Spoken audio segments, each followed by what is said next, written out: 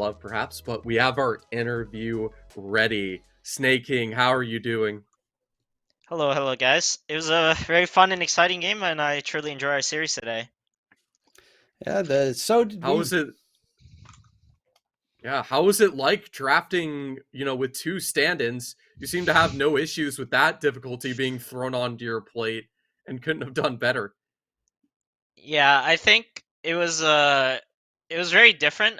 But we had a good opportunity to play with Nightfall and Thompson, two very good players, and we were able to adjust to their heroes and playstyle pretty quickly. Mostly because Nightfall is a very vocal player, so it's very easy to play with someone who's talking about what they want and what they need to succeed. And then Thompson is kind of the opposite. He just kind of plays his game, kind of quiet, and then if he sees an opportunity or something, he'll say something. So I think it just ended up having very good synergy. So it just got very lucky, I guess. Uh, It didn't feel like there was luck involved. Sorry, go ahead, DK. so yeah, in just in general, because obviously you guys are used to drafting with a complete set of strategies in mind. But in case of this specific situation, how does I assume Aoi does the drafting? How does Aoi handle the drafting? Is it like a collaborative thing, or does he still have control over the draft? Drafting on our team has always been pretty collaborative. It's like we have some ideas we talk about beforehand, some openers and bans we wanted to do, and then once we do that, we kind of just play the draft by year and see how it develops. I think today mostly our early phase bans were set by our coach AUI, and then our opener there was a surprising that we got brewed 2 games in a row, and we just ran with it. Neta is one of the best brood players, so we were very happy to get the brood. And then once that started, it's just everything kind of fell into place afterwards.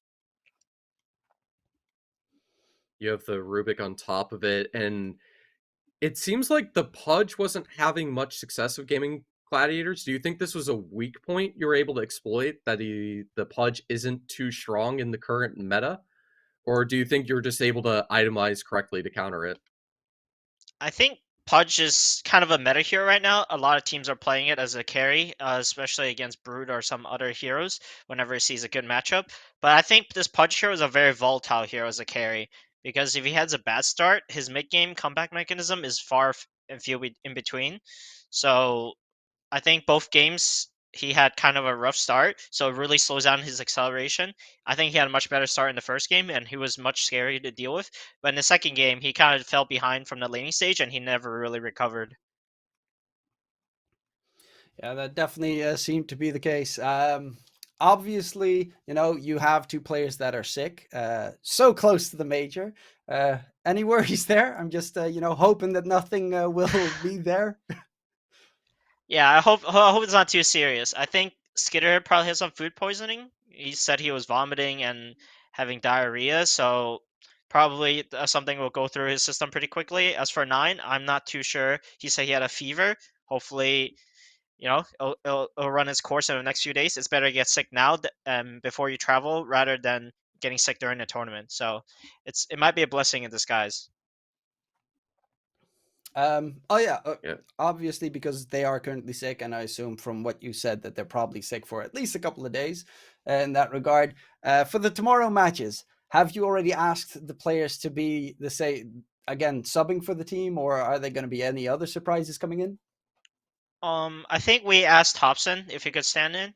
He said there's no problem, but I think for Nightfall, because he's actually on a team going to major as well, he has scrim, so I'm not sure if there'll be some scheduling conflicts.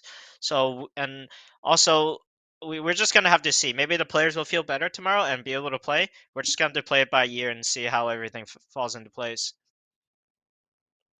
Okay. Any last All right. questions from you, Trevor? Uh, no, not exactly. It's just been so amazing to see this performance, having Thompson be in the lineup and find the answers. And it seems like you guys are able to make this primal beast become one of these new meta characters, and you're able to defy the odds with this brood mother. And I have to wonder, do you have any other surprises or theories that you think might be surprising us at the major?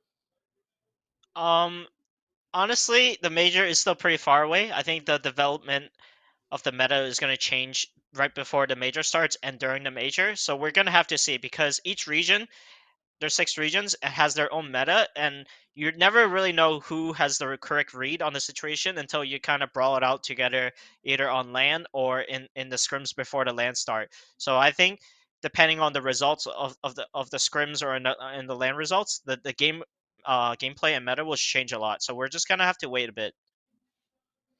Yeah, that All seems right. to be logical. The pre major scrims are always the most important ones. I know some results of the scrims that are going on in that region right now, and some of them have been very surprising to my knowledge. So definitely looking forward to seeing what you can do at the major and what you can do tomorrow in the grand finals. Thank you very much for the interview.